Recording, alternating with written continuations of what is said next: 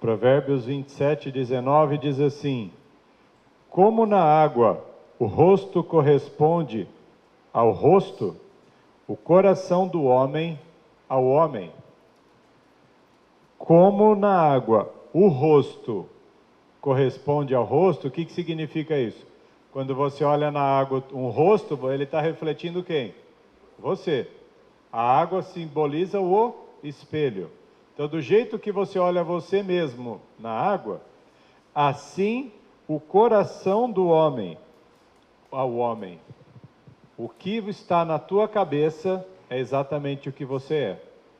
Comparando você se olhar no espelho, assim da mesma maneira o que você pensa é quem você é. O coração nós sabemos que é a mente.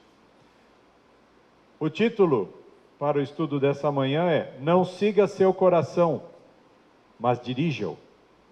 Não siga o seu coração, mas dirija-o. O coração é a minha e a tua identidade. É a parte mais importante do nosso ser. Sabe, igual, se eu falar para vocês, vocês conhecem a ABIN? A Agência Brasileira de Inteligência, alguém já ouviu falar nisso? Alguns sim, outros não. E se eu falar o Pentágono? Pentágono todo mundo sabe, que é a inteligência americana. Nós conhecemos tão pouco daquilo que é nosso, que a gente sabe mais dos outros do que de nós mesmos. O exemplo é esse aí. E o que eu quero te dizer com isso é: nós conhecemos muito pouco de quem nós somos e do nosso próprio coração. Nós nos enganamos com muita facilidade. Volta no Provérbios 23, verso 7.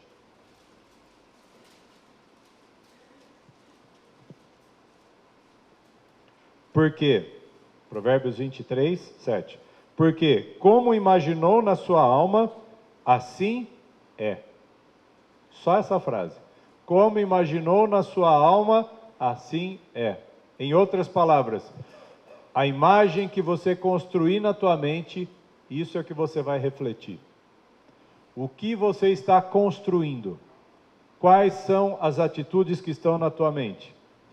Utilizado por muitos e muitos séculos, a palavra coração representa tudo que nós cremos, tudo que nós pensamos, tudo que nós acreditamos. Como resultado, a nossa vida é impactada. Tudo que nós acreditamos, aquilo é o que vai ser as nossas atividades. O problema é seguir o coração. E isso geralmente significa perseguir tudo o que você quer no momento, seja certo ou errado. Quando uma pessoa segue o seu próprio coração, ela está escolhendo fazer o seu próprio caminho. Se ele é certo ou errado, isso está em segundo lugar. Toda pessoa que fala, siga o seu coração. O que os livros de autoajuda falam? O que a psicologia fala? Faz o que você acha que é bom. Faz o que está dentro de você, o que te deixa feliz. Só que a Bíblia não fala dessa maneira. E a Bíblia nos ensina a dirigir o nosso coração. Nós temos que determinar para onde nós vamos. E não falar assim, hoje eu estou a fim de fazer isso, vou fazer. Hoje eu estou a fim de fazer aquilo, vou fazer. Nós não podemos fazer porque nós estamos a fim. É que a gente tem que fazer a pergunta. Isso está na palavra, Deus quer que nós façamos, você tem que dirigir aquilo que está no teu coração.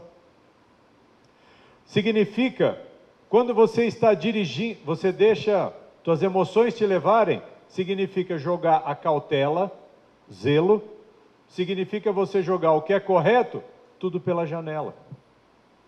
Quantas vezes essa semana você seguiu os teus instintos? Aquilo que você está sentindo. O coração é duvidoso. As pessoas se esquecem que os sentimentos são superficiais. Tem perdido economias. Tem pessoas que investem dinheiro. Outros apostam em cavalos. Outros apostam em um relacionamento fora do casamento. Por quê? Porque querem sentir uma experiência. Querem desfrutar de um momento. E se perdem. E vão se indo, e os sentimentos levam, e o que significa tudo isso? O seu coração está te levando. Quando você deveria pegar a rédea igual eu falei do sábado, Deus fala, lembra-te do sábado para o santificar. Até sexta-feira de manhã eu estava numa guerra terrível para conseguir orar. E aí chega sábado de manhã e Deus fala, a minha cabeça pensou em fazer outras coisas hoje de manhã. E Deus falou, hoje não. Ele foi muito firme hoje de manhã. Hoje não, hoje não, hoje não. E esse é o treino que eu e você temos que fazer com a nossa cabeça. Hoje não.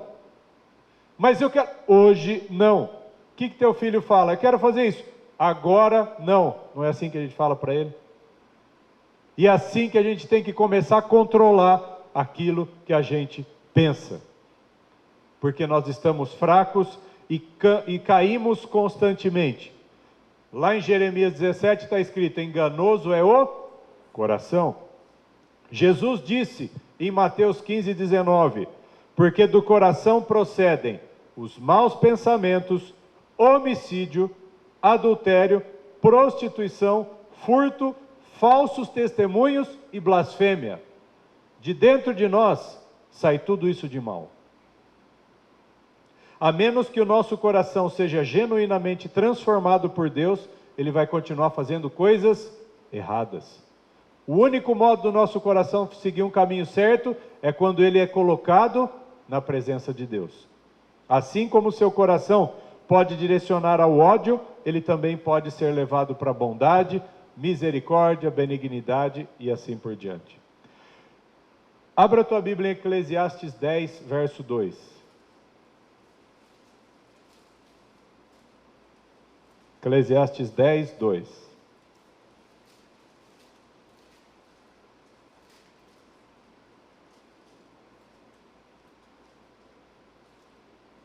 O coração do sábio está à sua mão direita, mas o coração do tolo está à sua esquerda. Resumindo, um está para cá e o outro está para lá. O teu coração, a tua mente pode estar inclinada para um lado ou para o outro. O coração do sábio está inclinado para o lado de Deus. O coração do tolo está perdido. Para onde você está direcionando? Isso depende das tuas escolhas. O Senhor Jesus fala, escolha hoje a quem sirvais. Se aos deuses, se a Mamon, se às riquezas ou a Deus. Josué diz, eu e minha casa, eu escolho com meu coração servir a Deus, eu e a minha casa. Jesus fala, estou à porta e bato. Quem abrir a sua mente. Abrir a mente não é assim, deixa entrar de tudo. Abrir a mente é abrir só para Jesus. O mundo fala assim, você tem que expandir a sua mente tem que estar aberta para tudo. Cuidado, é uma grande armadilha. Os ensinadores hoje, claro, nós temos que estar aberto a aprender, a crescer, a desenvolver, mas temos que filtrar todas as informações que chegam. Hoje, o mundo tem 1 milhão de oportunidades de você ser bem-sucedido. Só que bem-sucedido segundo o mundo é completamente diferente de ser bem-sucedido de Deus. A Bíblia diz lá no Salmo 37, agrada-te do Senhor e Ele fará o quê? Satisfará os desejos do quê? Do teu coração. Primeiro você dirige o teu pensamento para Deus, e aí Ele vai colocar as tuas vitórias de acordo com aquilo que Ele sabe. Entenda que você realmente tem o controle de onde você está, onde está o teu coração. Você tem o poder que foi dado por Deus de tirar o teu coração de um determinado lugar. Olha o que diz em Provérbios 23, 17. Provérbios 23, 17.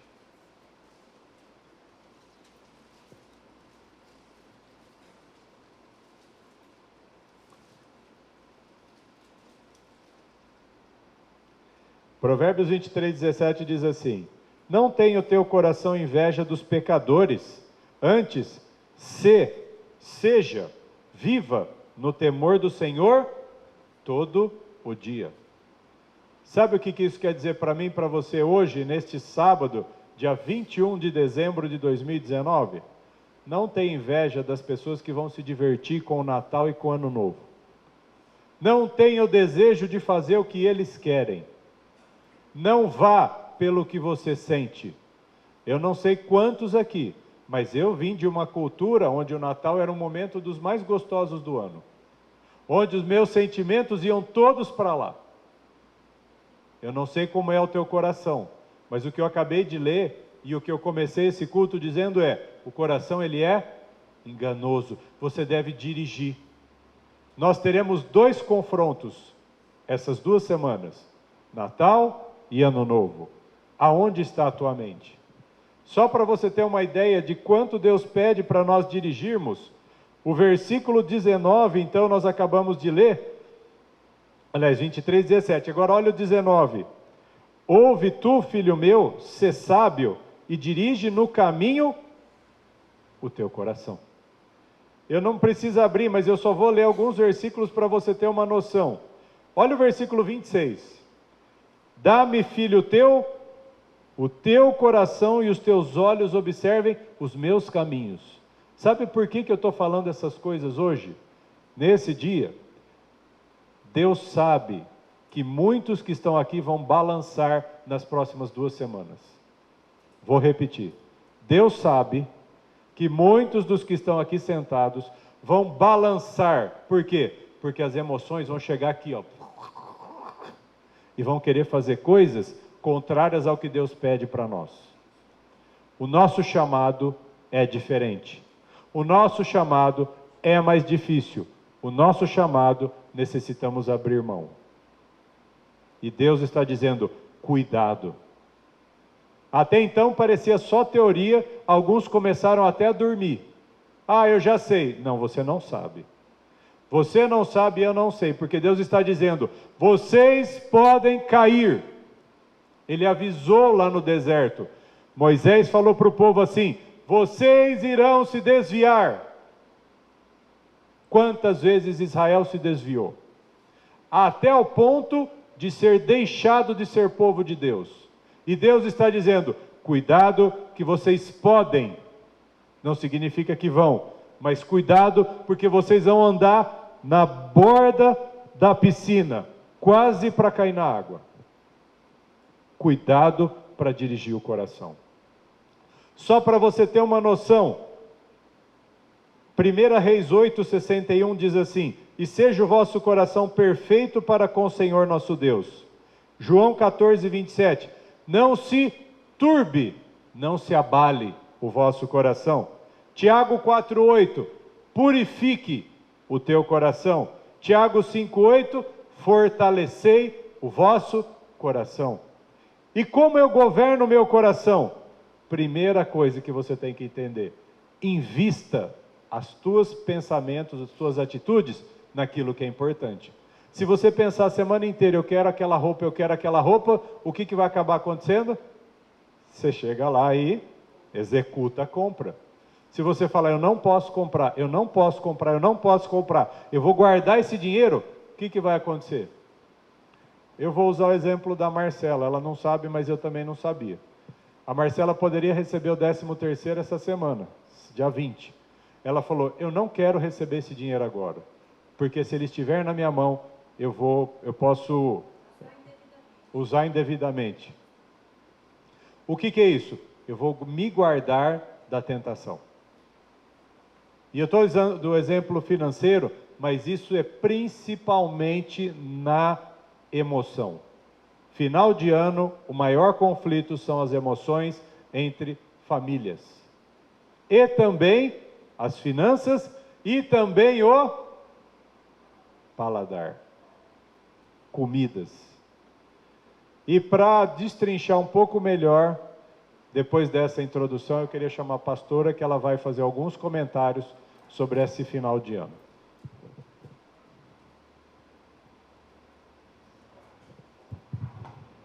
Hoje o Senhor dividiu o culto. E eu brigando com o Senhor, gente, mas não tem uma introdução.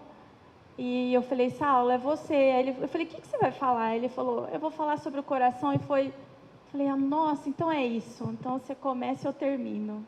Isso são as dádivas, as graças maravilhosas do Senhor. Eu, sinceramente, eu acho que quando chega sempre essas datas de Natal e Ano Novo, eu sempre penso que que nós estamos preparados, né? Ah, Senhor, olha, tantas pregações aí, é só repostagem, assistir, avivar novamente a mente, revisar, né? Reavivar a mente com aquilo que já foi ensinado, deixar bem fresquinho, e nós estamos sempre preparados. E o Senhor disse para mim, falou, filha, não se engana, vocês têm que estar estudando sempre. Na quinta-feira eu conversei com os ministros da palavra e do louvor, e eu disse para ele, a gente tem que ansiar por todas as novidades que Deus tem, porque a palavra ela é viva e eficaz. Sabe o que significa estar vivo? Estar vivo significa estar em constante mudança. Então, se a palavra ela é viva, ela vai estar constantemente atendendo às nossas necessidades. E eu espero que você possa absorver um pouquinho mais daquilo que Deus quer falar conosco a respeito de Natal e Ano Novo hoje. E pensando nisso durante essa semana, uma semana de grande conflito na minha vida a respeito de valores, a respeito de quem eu sou, eu tenho pedido os óculos espirituais e tenho encontrado muitas dificuldades no meu ser. E o Senhor falou comigo, vai estudar um pouquinho mais sobre o Natal? Eu falei, não, mas a gente já sabe muita coisa aí, né? A gente já sabe a essência do Natal, onde nasceu, de onde veio, nós já aprendemos sobre a história lá de Gênesis, como veio chegar até nos dias de hoje. A gente já aprendeu que é uma idolatria, né? E o culto do ano passado, de Natal e Ano Novo, a gente entendeu que é quebra de todos os mandamentos, quando a gente participa de festas pagãs, né? Há um adultério espiritual, e nós estudamos isso através dos mandamentos. E aí eu falei, mas por onde eu vou? De que forma eu sigo? E eu fui estudar, eu tenho assim uma aversão, quando eu vejo na internet quando alguém que vai pregar contra a Trindade, a favor da Trindade. Eu não assisto essas pregações porque eu me sinto temerosa de ser confundida. E na internet está cheio de pregações, né? O cristão deve ou não comemorar o Natal? Natal ou antinatal? E o Senhor me fez assistir, e eu vou confessar para você que eu tive muito medo de ser convencida do contrário. Eu tenho muito medo, eu fico enraizada nas convicções que Deus me falou, e eu tenho medo de escutar outras pessoas. E o Senhor falou, eu quero que você assista. E a princípio eu não entendi o porquê. E Deus me falou, você precisa saber o que eles pensam e os versículos que eles usam para saber combatê-los e preparar a igreja para isso. Porque um tempo, Deus falou, olha, vocês não vão participar, vocês conhecem a verdade, mas vocês não estão aptos para participar, ficarem firmes. Depois do ano passado, ele disse, olha, vocês avaliam as condições que cada um tem, se estiverem aptos, estejam juntos, mas não fiquem confrontando, apenas deem testemunho. Esse ano o Senhor vai falar outra coisa conosco. Porque são passos que Ele vai dando conosco, né? E se você não está caminhando nesses passos, significa que você está atrasado no percurso. Esse ano, o que eu tenho entendido do Senhor é que não é para só ficar em silêncio. Nós devemos dar testemunho com a nossa vida, mas falar. Falar de modo suave, falar em amor, mas falar. Então eu fui assistir vários pastores falando a respeito do Natal. Irmãos, e é surpreendente, eu gostaria muito até de ter trazido um pedacinho do vídeo para mostrar para vocês a hipocrisia e a ironia das coisas que estão acontecendo. Mas, infelizmente, isso eu assisti, era 11 horas da noite ontem, e estava tudo ainda meio... Eu e o Saulo, a gente não sabia se era só ele, se era só eu, se éramos dois, então eu não tive condições de estar preparando, mas eu vou compartilhar com vocês. Um pastor da igreja adventista, na verdade eu assisti vários, mas esse em especial me chocou, porque quando vem o quadradinho assim do negócio do vídeo, né, estava lá Natal e antinatal. Aí tinha a árvore de Natal no fundo, né? Eu falei, o que você acha que ele vai falar? Ele vai defender. E muito me espantou, porque ele, como pastor líder da igreja adventista, da igreja dele, ele vira e fala assim, olha, a nossa instituição não comemora o Natal. Uma árvore de Natal no fundo, brilhando, várias aquelas estrelas que usam aí no Natal, pendurada do teto para baixo. E ele diz o seguinte, são coisas chocantes, Nós não comemoramos o Natal, e a profeta da igreja, até então eu nunca tinha estudado a respeito da Ellen White, a sua posição para com o Natal. Porque todas as coisas que eu apresentei à igreja, eu as apresentei porque recebi do Senhor. E eu nunca tinha parado para pensar, nossa, será que a Ellen White escreve alguma coisa sobre o Natal? Será que ela tem uma posição a respeito disso? Então, através dessa ministração, eu cheguei a esses slides que eu vou passar para você. Então, eles sabem da verdade, mas aí ele desviou o foco, ele diz assim, olha, nós não comemoramos, mas bem, se vocês acharem por bem comemorarem, não tem problema, desde que vocês não entrem na glutonaria, desde que vocês não firam os princípios bíblicos e os mandamentos. Falei, vixe! E começou uma série de confusões. E um desses pastores, um dos versículos, hoje a segunda parte do culto, o tema, Deus deu assim, combatendo as heresias.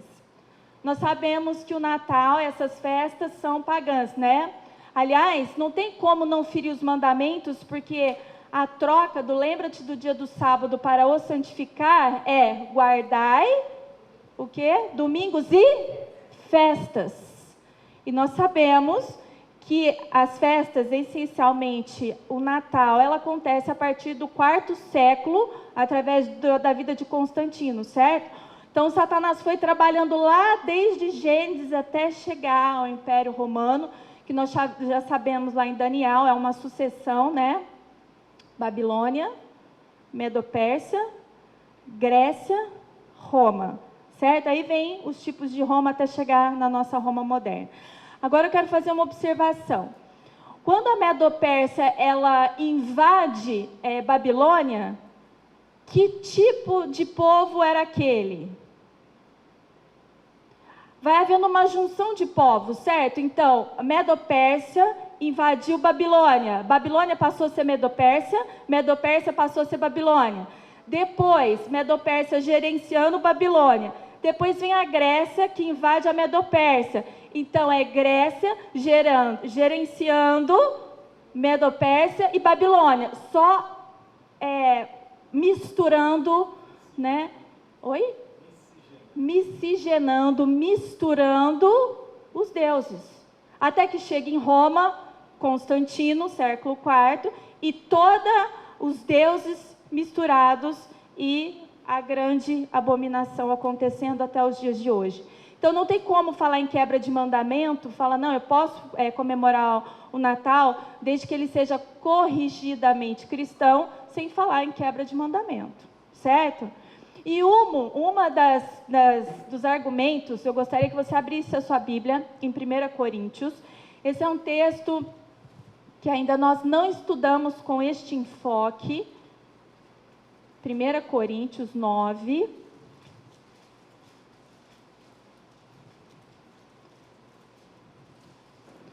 Nós vamos ler o versículo 16. Porque um desses pastores disseram assim, é muito normal os cristãos comemorarem o Natal.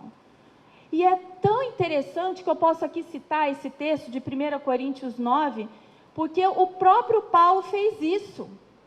Então vamos ler o que o Paulo fez. Ele falou, ele se fez fraco para os fracos, ele se fez judeu para os judeus, ele se fez gentil para os gentios, gregos para os gregos, então ele se fez Papai Noel, em outras palavras, para os que são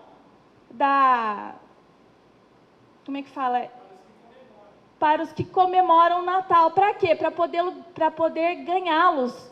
E eu falei, misericórdia, vamos estudar isso, vamos entender isso, e ter bastante bala na agulha para a gente destronar Satanás.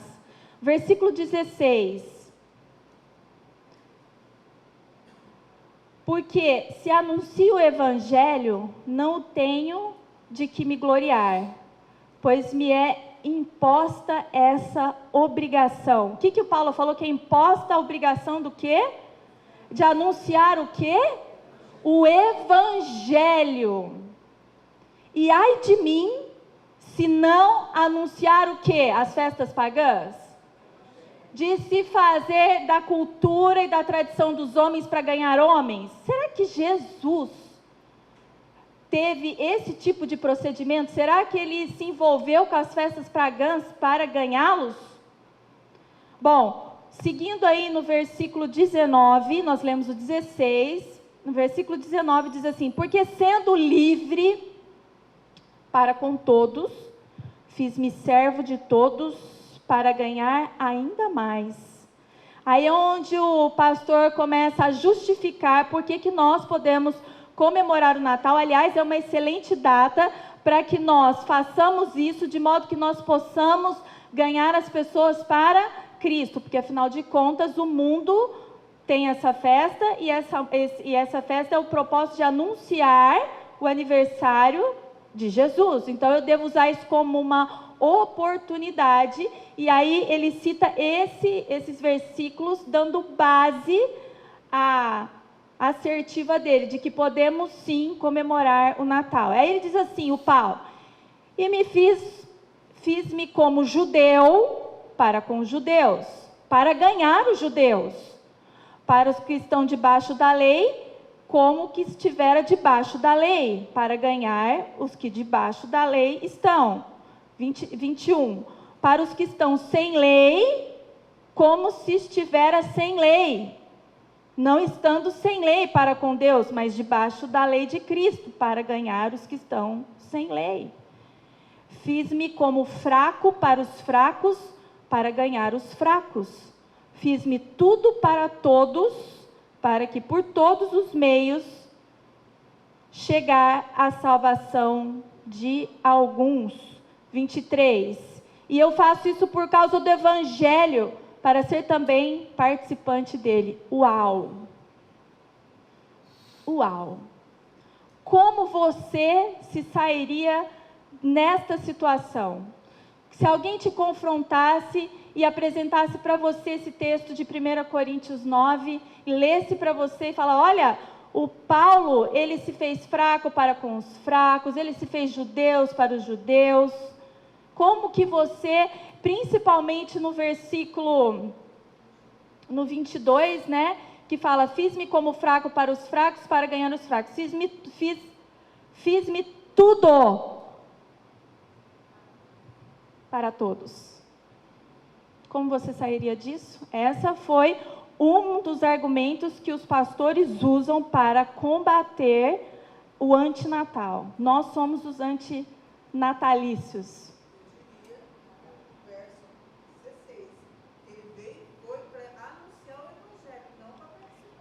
Como será que Paulo, como que eu poderia usar um texto, porque aqui Paulo falando em Coríntios, né? Que texto da Bíblia, eu estou fazendo uma sabatina com vocês, porque é para vocês saberem lidar com as coisas, tá bom? Oi? Pega aí. Mas aí eles falam que você está anunciando o Evangelho, você está anunciando Jesus. Jesus são as boas novas.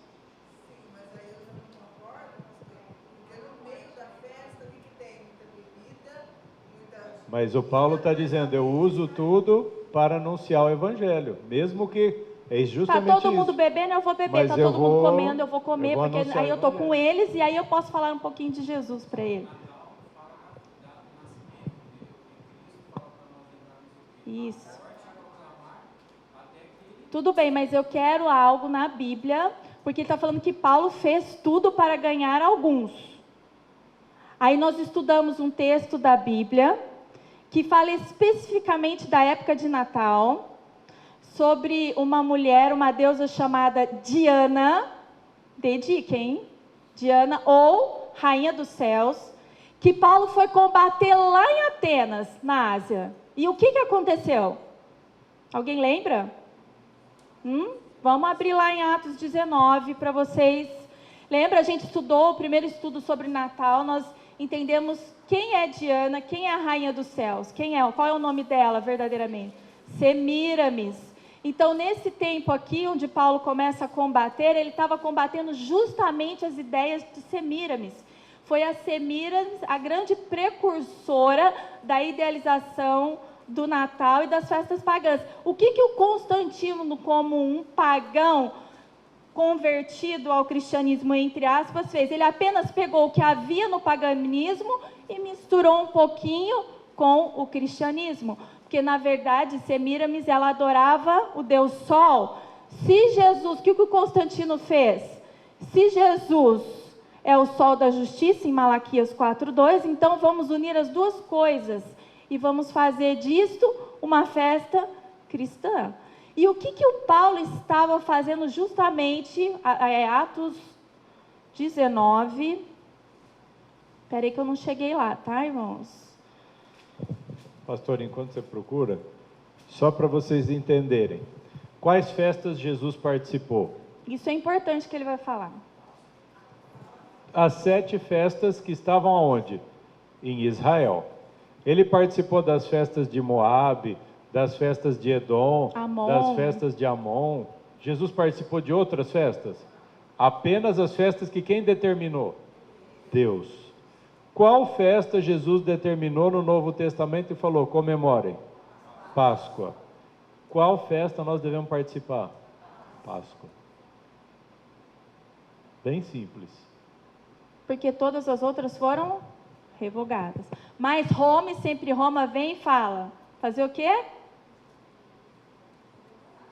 O que é para fazer? A troca do 4º mandamento, lembra-te do dia do sábado, guardai domingos e festas. Então vamos aí em Atos 19, o título da minha Bíblia diz assim, a terceira viagem missionária de Paulo. Então, Paulo estava falando que faz de tudo para ganhar todos, para saber se ganha algumas. Então ele estava fazendo o quê? Tentando ganhar almas. Ele estava numa viagem missionária. Paulo prega o evangelho em Éfeso, tumulto excitado por Demétrio. Então vamos entender o que aconteceu aqui. No versículo 8, vamos ler Atos 19, 8, diz assim, e entrando na sinagoga, quem? O Paulo. Falou ousadamente por espaço de 3 meses, disputando e persuadindo-os. O que é disputar e persuadir? Persuadir significa convencer. Disputando e convencendo acerca do quê? Das festas pagãs? Do reino de Deus. Mas, como alguns deles se endurecessem e não obedecessem, falando mal do caminho que o Paulo estava pregando perante a multidão, o Paulo retirou-se deles e separou os discípulos, disputando todos os dias na escola de um certo tirano. Então, o Paulo tinha pessoas com ele.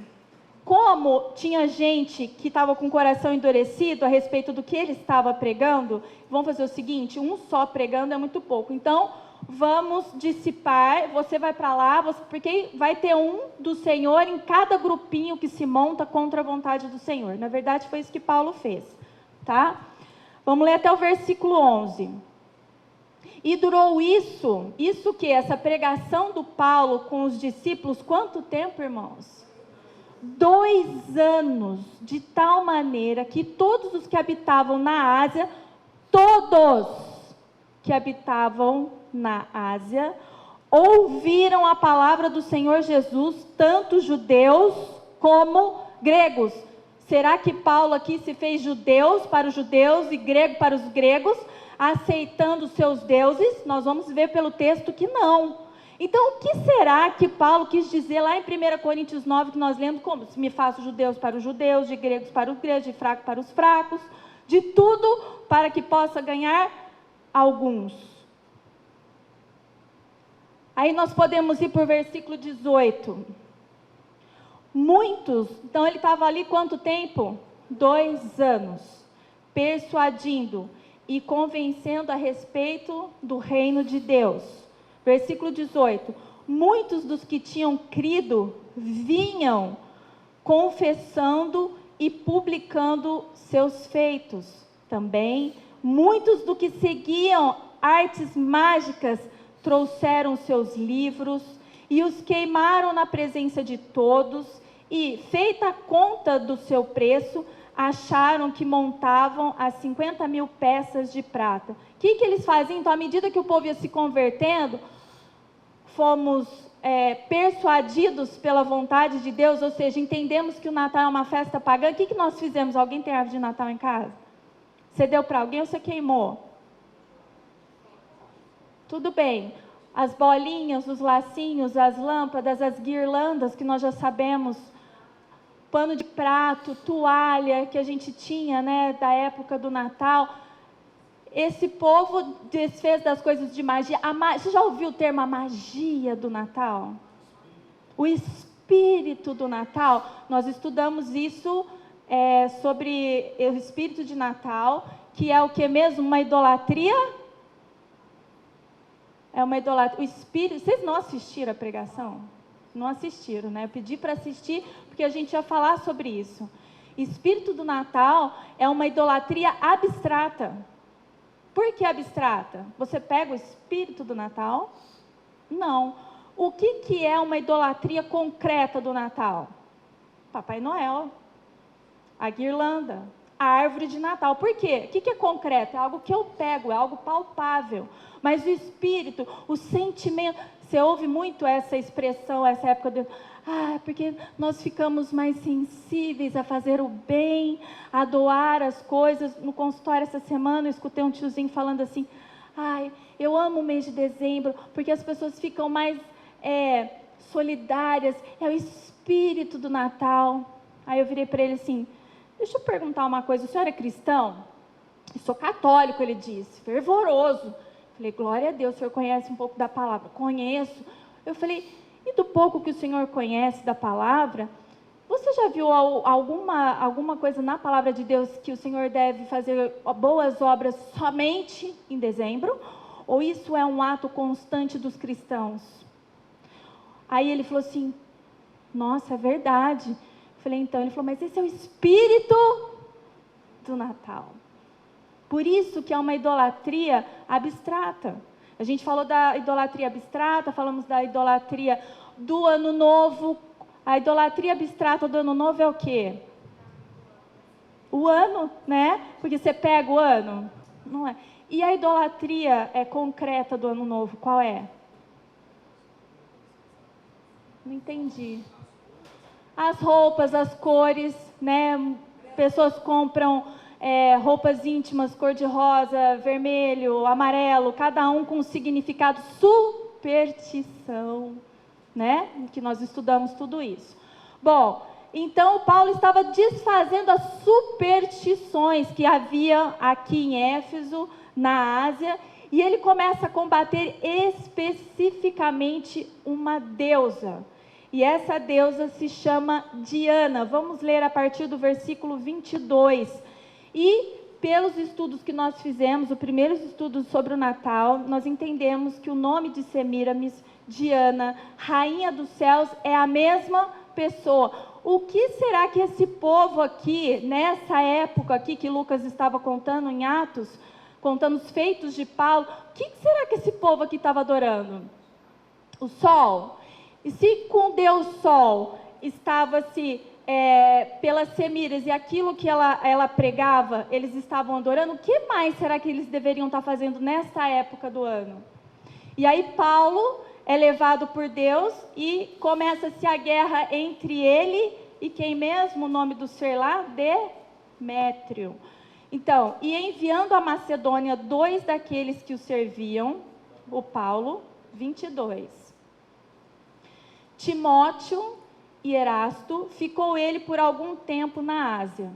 Naquele mesmo tempo, houve um não pequeno alvoroço acerca do caminho, porque um certo ourives da prata, por nome Demétrio, que fazia de prata nichos de Diana. Quem é da Diana?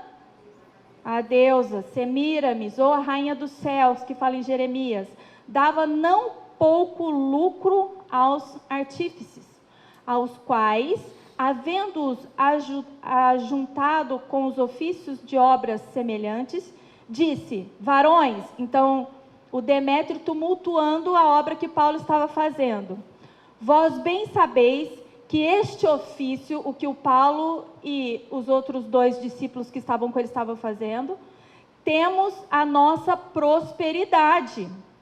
E bem vedes e ouvis que não só em Éfeso, mas até quase em toda a Ásia, este Paulo tem convencido e afastado uma grande multidão, dizendo que não são deuses os que se fazem com as mãos. Paulo se fez adorador de Diana para ganhar os adoradores de Diana. O que será que Paulo então estava querendo dizer lá em 1 Coríntios 9, quando ele disse que faz fraco para os fracos, judeus para os judeus, gregos para os gregos? Faço de tudo para ver se eu alcanço alguma alma para o Senhor. Era abrir mão do conhecimento da palavra, era abrir mão dos preceitos bíblicos, dos princípios e dos mandamentos de Deus. Quando ele diz, eu abro mão, ele dizendo lá, né, eu me fiz como sem lei para os sem leis, quer dizer que ele deixava de guardar o sábado para alcançar as pessoas que não guardavam. Era isso que Paulo... Então, o que Paulo estava querendo dizer lá em 1 Coríntios 9? Não entendeu? O que Paulo... Qual era a... É uma palavrinha tão pequenininha e tão especial. O amor, sim, mas é uma característica importantíssima num cristão que eu falei pro ministério na quinta-feira que deveria pedir. Discernimento. E o discernimento traz o quê? Quem tem discernimento tem o quê? Sabedoria para lidar com todo tipo de pessoa. O que o Paulo tinha? Igual Isaías pediu, uma língua erudita. Então, quando ele ia pregar para os judeus, como ele diz, eu me fiz judeus para os judeus. Ele sabia como falar com os judeus, ele sabia falar com os gregos, ele sabia falar para aqueles que não tinham lei, ele sabia falar para aqueles que eram fariseus na lei. Para aqueles que não sabiam nada, ele também fazia que não sabia nada, com todo jeitinho e sabedoria e discernimento do Senhor para alcançar. Ele fazia de tudo. Entenderam, irmãos? Era isso que Paulo estava, por isso que eu sempre falo, irmãos, ter conhecimento da palavra e um relacionamento com Cristo, estar ligado à videira verdadeira, te faz saber lidar com todas as pessoas, com todos os tipos de pessoas, em qualquer tipo de terreno que você pise. Jesus deu esse exemplo. No caminho de Emaús, eles falam, mas você não sabe as coisas que estão acontecendo? E Jesus fala, que coisas? Isso, olha que tremendo. Vocês lembram? Quem que pregou? Acho que foi o Marcelo, né? O Pereira, que pregou sobre o caminho de Emaús. Então, Jesus estava lá se fazendo do quê? De desentendido, né? Então, ele sabia, ele tinha sido o centro do que tinha acontecido em Jerusalém. Mas ele indo com os 2 discípulos, e aí ele pergunta, né? Por que vocês estão aí assim, cabisbaixos, chateados? E eles falam, porque você não sabe o que aconteceu lá em Jerusalém? O que aconteceu? Me conta. Então, e começa a ver, e no momento exato, ele se manifesta como Cristo, se faz, os olhos deles são desvendados para que reconhecessem a Cristo, porque naquele momento, Cristo estava glorificado. Ele já tinha ressuscitado, já tinha ido para o Pai, levado as primícias dos mortos, todo mundo se lembra disso, né? E voltado para aquele tempo ainda com os discípulos, até que ele subisse para a caída da chuva de Atos 2, da chuva temporã. Então ele não estava na sua figura correta, né? Assim, da humanidade imperfeita, no sentido físico falando, num corpo incorruptível, isso. Mas nessa próxima aparição que ele faz a esses 2 discípulos, ele está num corpo incorruptível. Então, absolutamente perfeito. Então, se Jesus não se manifestasse e tirasse as vendas para que eles o enxergassem, isso não aconteceria. E tem uma outra situação, você pode abrir a tua Bíblia lá em Romanos. Então, Paulo combateu a Diana, combateu todas as doutrinas que estavam sendo pregadas, e ele não se fez adorador de Diana para ganhar os adoradores de Diana. Então, falar que Paulo participaria do Natal para ganhar aqueles, e ainda fala uma coisa tremenda, ele fala assim, de errado, né? É uma grande oportunidade de você pregar Jesus, a primeira vinda de Jesus. Mas que sentido faz pregar a primeira vinda de Jesus? Que sentido faz? Irmãos, quem pregou a primeira vinda de Jesus? O último a pregar. João Batista preparou, era o segundo Elias, né? Nós tivemos o primeiro, o segundo Elias pregou a primeira vinda de Jesus. Eis o Cordeiro que tira o pecado do mundo.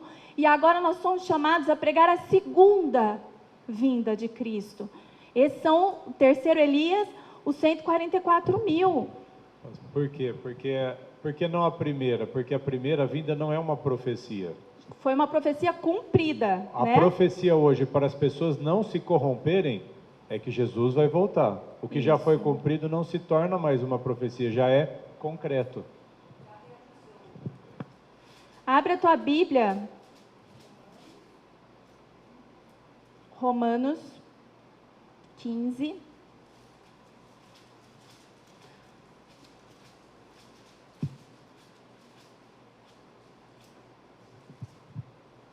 Olha que interessante, Jesus mesmo dá um exemplo, né? Ele fala assim, olha, se vocês são fortes, então vocês vão ter que aprender a lidar com as fraquezas, aprender a lidar com as diferenças. Em Romanos 15:1, Jesus dá-nos os exemplos da abnegação. Então, o que Paulo fazia quando ele dizia, eu sei ser como o judeu para o judeu, o grego para o grego, fraco para o fraco? O que Paulo estava querendo dizer com isso? Eu tenho uma abnegação do meu eu. Por quê? Por que Paulo precisava abnegar o seu eu? Imagina Paulo sabendo tudo o que ele sabia, porque ele era um árduo estudador da palavra, foi um grande perseguidor por causa do conhecimento. Imagina Paulo na essência absoluta do conhecimento, ele teve um encontro com Jesus, e aí ele vê um monte de abominações, aí ele tem que fazer assim, ai, tá bom, vamos lá, vai, vamos fazer judeus para os judeus, vamos lá, vamos explicar para esse monte de ameba, que não é assim, não é circuncisão, mas para os gentios, ai, tá bom, vamos lá, vamos respirar, vamos nos tornar um gentil, vamos nos colocar no lugar deles, para sentir o que eles sentem, para poder alcançá-los. Ai, meu Deus, que povo fraco, não entendeu isso até hoje, mas tá bom. Tá bom, Senhor, vou me sentir fraco para os fracos, para entender o que eles sentem, para poder pregar para eles. O que é isso? Sabedoria. E Jesus dá-nos essa explicação em Romanos 15. Ele diz assim, mas nós que somos fortes, quem são os fortes? Aqueles que conhecem a verdade, aceitam a verdade e praticam a verdade. Mas porque você é forte, assim como Paulo era forte, você tem o direito de chegar metendo os dois pés e agindo com grosseria e farisaísmo e críticas e, sei lá, 1000 coisas que fora da presença de Cristo nós podemos cometer, porque Paulo, fora da presença de Cristo, sem estar ligado à videira verdadeira, sem estar enxertado, ele matava cristãos. Mas Paulo, uma vez tendo um encontro com Cristo, enxertado na videira verdadeira, foi o oposto do que ele fazia. Ele salvava. Ele trazia a palavra de salvação. Então, hoje, nós podemos decidir quem nós somos. Saulo, vamos colocar Saulo para ficar definido. Saulo sem conhecimento de Cristo, sem ter experiência com Cristo. Ou Paulo com experiência de Cristo, tendo sabedoria e discernimento para lidar com as pessoas. E é esse o nosso chamado hoje. Jesus nos chama para sermos como Paulo, sermos feitos como cristãos que sabem estar e se comportar em todo e qualquer tipo de ambiente, para salvar pessoas, não para criticá-las. E para fazermos isso com grande sucesso, irmãos, nós temos que estar ligados à videira verdadeira. E faz parte da ligação coisas importantíssimas que o Marcelo abriu o culto na ministração do louvor. É desejar a face de Deus. E eu faço isso como? Através da leitura da palavra, através da oração e do jejum.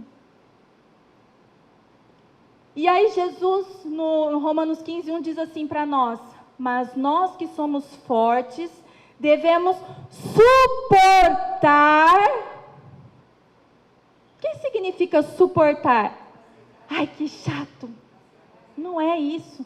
Suportar é pôr no lombo e carregar. Sabe, eu fui assistindo.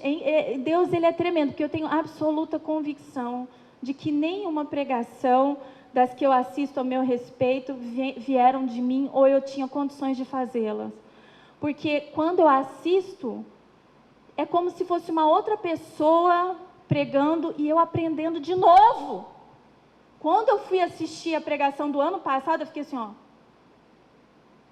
E eu falei, Deus, eu tinha me esquecido. Sabe do que eu tinha me esquecido? Eu tinha me esquecido que eu tinha que orar pelos pais do Saulo. Lembra? Isso é o comecinho da pregação. E eu disse assim, irmãos, o meu marido estava sob forte influência dos seus pais. Porque Jesus diz na lei que ele visita a iniquidade dos pais aonde? O que ele estava sofrendo? E aí eu com raiva e com ódio, isso resolve alguma coisa? Raiva deles, raiva do Saulo, raiva da vida. E Jesus falou assim para mim, peça perdão para fechar as brechas. Clame por eles. Então, o que Deus espera que nós façamos nesse momento? Que é tão difícil, para mim é o momento mais difícil do ano, são essas duas festas, Natal e Ano Novo. E eu comecei a orar e pedir perdão para Deus. Ontem, no centro da cidade, eu esqueci que tinha o pagamento do 13º, fui pagar a conta, o banco estava lotado. E aí eu tive que ir de um banco para outro, deixei o carro estacionado no Bradesco e fui lá no Itaú. No caminho, irmãos, eu fiquei chocada com o centro da cidade, abarrotado de gente comprando, e comprando, e comprando, e gastando. E aí eu me lembrei da pregação que irmãos, eu não me lembrei que eu tinha que fazer isso. Eu preguei sobre isso. Eu não me lembrei. E eu fiz assim, ó. Porque enquanto os pais estiverem na prática da iniquidade, por inconsciência, ignorância, ou ignorância voluntária, que é o que diz a palavra, né? Eles estão perecendo por falta de conhecimento. Não que eu não tivesse os dado, eu dei, mas eles rejeitaram. Você tem que orar pedindo perdão. No meio da rua eu comecei, Deus, eu quero te pedir perdão. Perdão pelo meu sogro, perdão pela minha sogra, perdão pelos irmãos do Saulo, que de alguma forma o Senhor está lançando algum raio de luz e vem a matriarca e apaga toda a luz. E aí eu comecei a olhar para o meu lado, eu fiquei meio assustada, atordoada daquele centro, daquela forma. E o motivo que movia aquelas pessoas... compra, motivos egoístas, uma criança, o que eu quero? É o melhor período do ano, porque elas escolhem o presente, presentes egoístas para satisfação do seu próprio eu. E eu comecei a pedir perdão pela cidade de Barretos, pelo aquilo que eu estava vendo, eu pedi perdão pelo estado de São Paulo, que é o meu estado, depois eu pedi pelo meu país.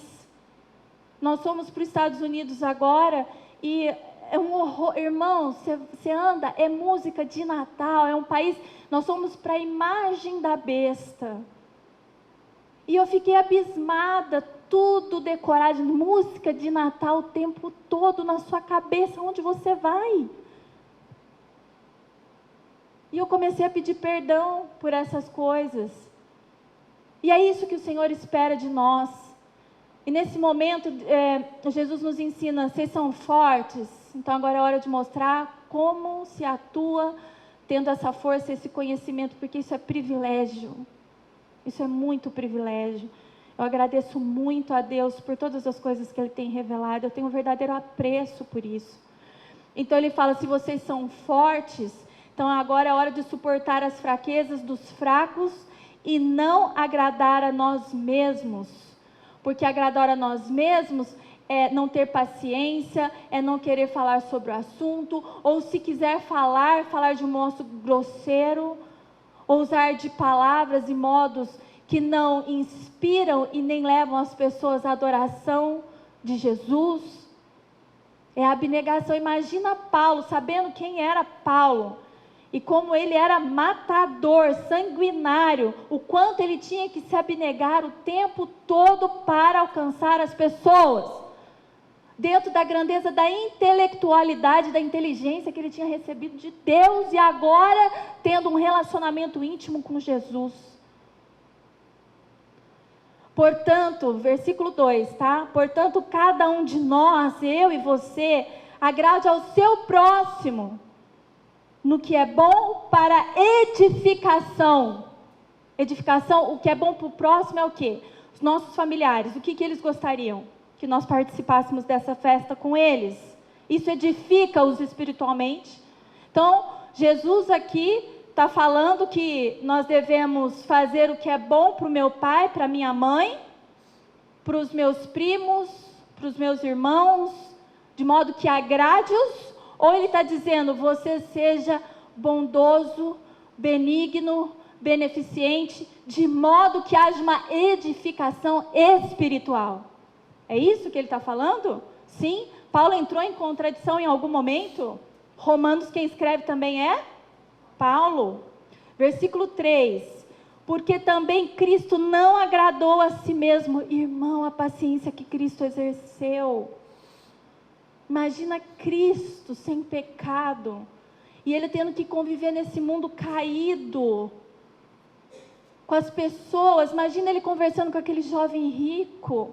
E o jovem rico chegando todo cheio de si.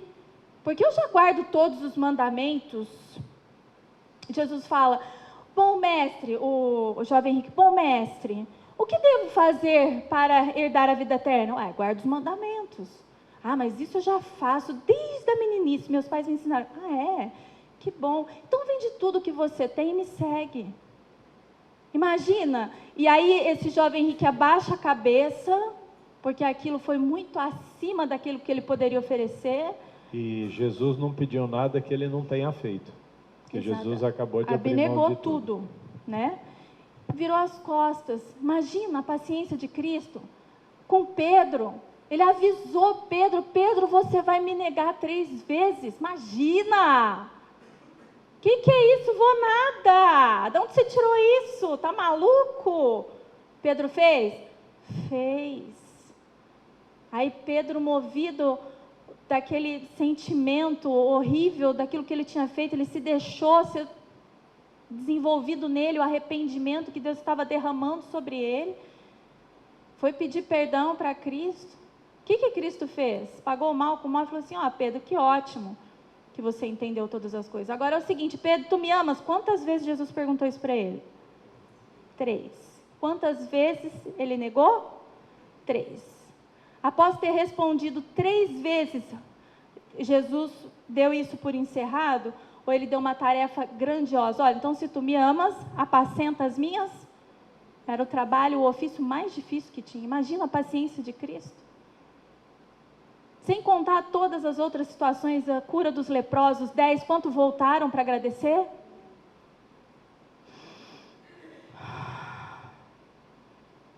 Isso é se fazer como o outro para ganhar o outro.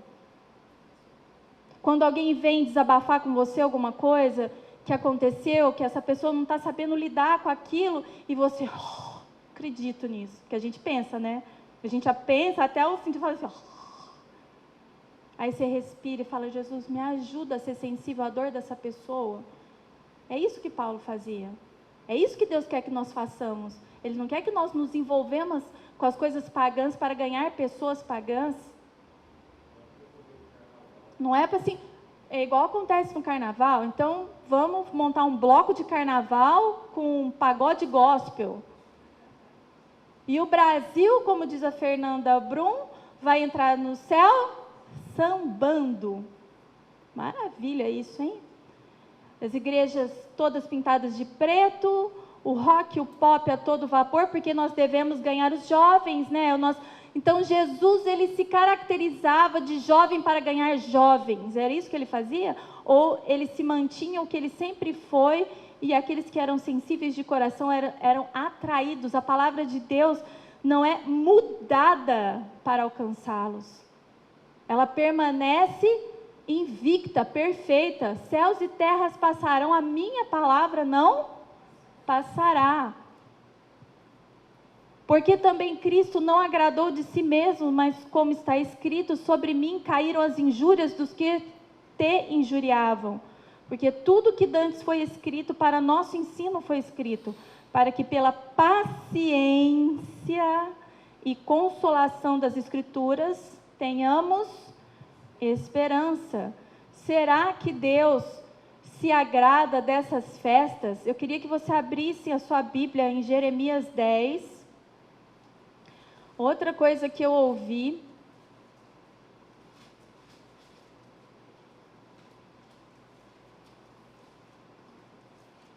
é que o Natal é um costume dos povos, né? Ainda que seja pagão, é um costume ou uma tradição, e que nós devemos respeitar e usar destes momentos para evangelizar. Só que usar desses momentos é necessariamente participar destes momentos. Então vamos ver o que Deus fala através do profeta Jeremias aí, no capítulo 10, nós vamos ler o versículo 1, 2 e 3. Diz assim: ouvi a palavra, todo mundo abriu? Ouvi a palavra que o Senhor vos fala a vós, ó casa de Israel. Assim diz o Senhor: não aprendais o caminho das nações. O pastor falou sobre dirigir o caminho do seu entendimento. Então, quando Deus está falando através de Jeremias, não aprendais o caminho das nações, o que eles falam, os deuses que eles servem, as abominações que eles fazem, é para nós aprendermos e fazermos para ganhá-los? Não aprendais o caminho das nações, nem vos espantei com os sinais dos céus, porque com eles se atemorizam as nações, porque os costumes dos povos são o quê? Para Deus. Vaidade. Versículo 6. Ninguém há semelhante a ti, ó Senhor. Tu és grande, e grande é o teu nome, os teus mandamentos, os seus princípios, as suas diretrizes em força. Quem te não temeria a ti, ó Rei das nações? Por isso, só a ti pertence, porquanto entre todos os sábios das nações e em todo o seu reino, ninguém é semelhante a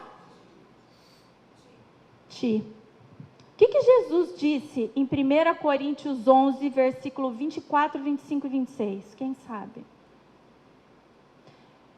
Deus estabeleceu em Levítico as festas que o povo de Israel deveria fazer no Antigo Testamento. Essa era a antiga aliança, certo? E a antiga aliança era toda baseada, era um prenúncio, era um aviso, era uma sombra das coisas que viriam. Existe uma nova aliança. Quem é a nova aliança? Quando a nova aliança é estabelecida, que é Jesus Cristo, todas as festas do Antigo Testamento caíram, perderam sua eficácia. Colossenses falam que elas não têm mais nenhuma importância, porque eram sombras daquilo que viria. Cristo veio, cumpriu, acabou. Mas Jesus faz uma nova aliança. Ele fala assim: olha, tem uma festa que eu quero que vocês comemorem. Vamos abrir lá? 1 Coríntios 11.